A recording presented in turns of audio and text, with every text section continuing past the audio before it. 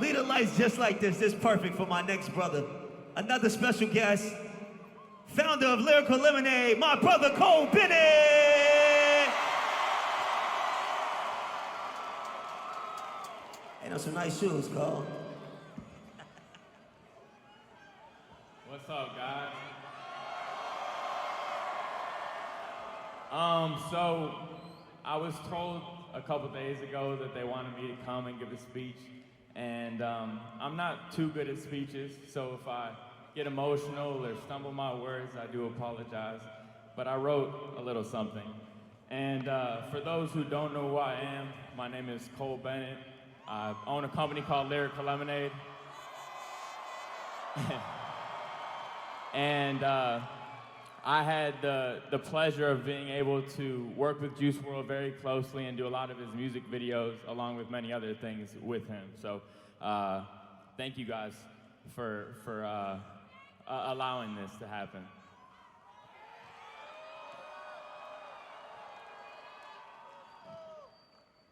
So I'm gonna start off by saying a lot has happened since Juice has passed.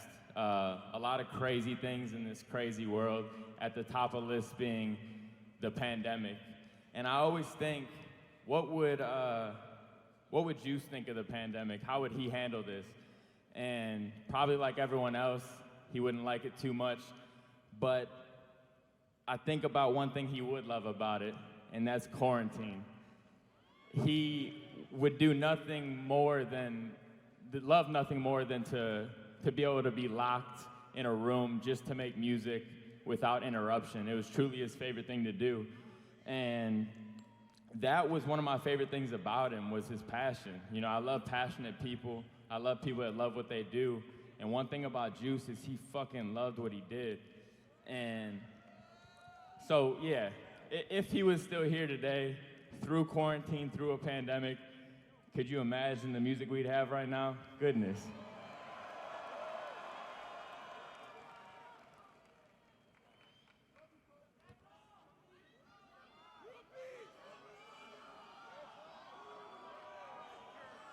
The one thing about Juice is that fame caught him by surprise, much like everyone else that steps into the spotlight.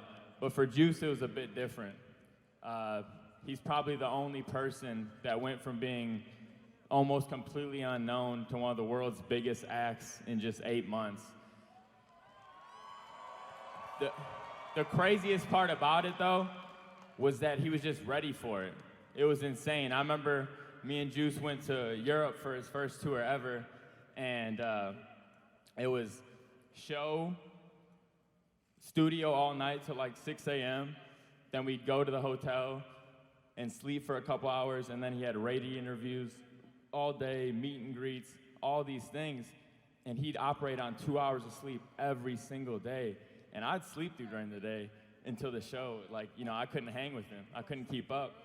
But he was doing it. I remember pulling him aside one day, and I was like, yo, you know you don't have to do all these radio interviews. Like, you could take a day off if you're burnt out or you're feeling a little tired. And he told me, he said, this is my job. I'm blessed to be able to make music. The fact that this can be how I make a living is all I can ask for. So he just did it because he thought it was part of the game. He really loved what he did, and he wanted to do it. And all the interviews, he was just hoping that they might ask him to do a freestyle, so it worked out well.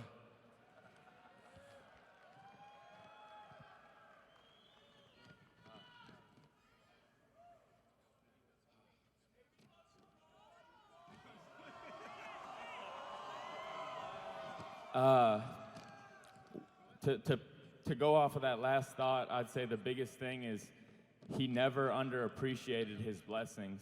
And the word blessing takes me into this next small segment. You know, for the longest time,